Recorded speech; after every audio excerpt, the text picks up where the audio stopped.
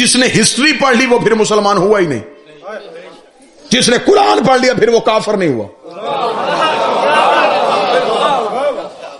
اسی طرح مسلمانوں کی تاریخ پڑھی، اس نے کہا یہ ہے تاریخ، کھوپڑیوں کے مینار، انسان کے لہو کے گارے کے ساتھ دیواریں۔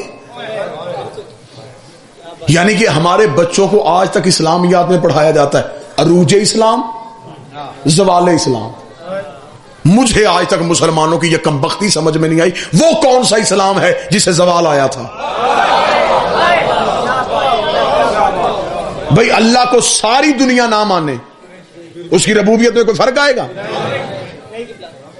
تو ساری دنیا نہ بھی کلمہ پڑھتی، اسلام کو زوال کیسا، اسلام کو عروج کیسا؟ یہ بات ہسٹری میں کیوں لکھی میں وجہ پڑھ دیتا۔ بادشاہ نے کسی علاقے پہ قبضہ کر لیا، انہوں نے عروج اسلام لکھ دیا۔ بادشاہ جنگ ہار کے واپس آیا،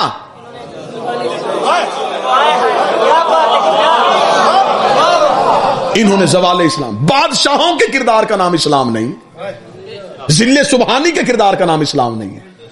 انہوں نے سر کاٹے تھے، لشکر لے کے گئے تھے زمینوں پہ قبضہ کرنے کے لیے۔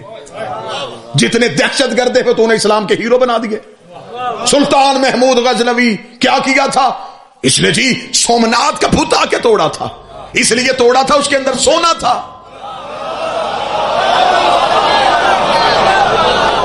بت شکن ہوتا تو پہلے شہر کے توڑ کے آتا۔ اسلام میں جو سب سے ایک بہترین فلسفہ تھا اسے آج تک غلط استعمال کیا جائے، جہاد۔ غیر مذہب کے ساتھ جب ہماری بحث ہوتی ہے تو سب سے پہلا سوال یہ کرتے، وہ کہتے دیکھیں جی ہمیں اسلام کو پڑھنے کی ضرورت نہیں، تمہارے اسلام میں جہاد ہے؟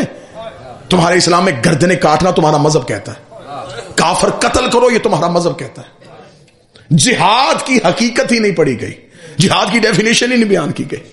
ایک چھری ہوتی ہے ڈاکو کے ہاتھ میں، وہی چھری ہوتی ہے ڈاکٹر کے ہاتھ میں۔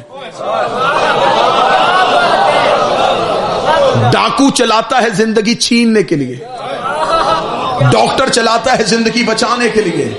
تلوار بادشاہ کے ہاتھ میں گئی تو گردنیں کٹ گئیں، امام کے ہاتھ میں آئی تو عدل ہوا۔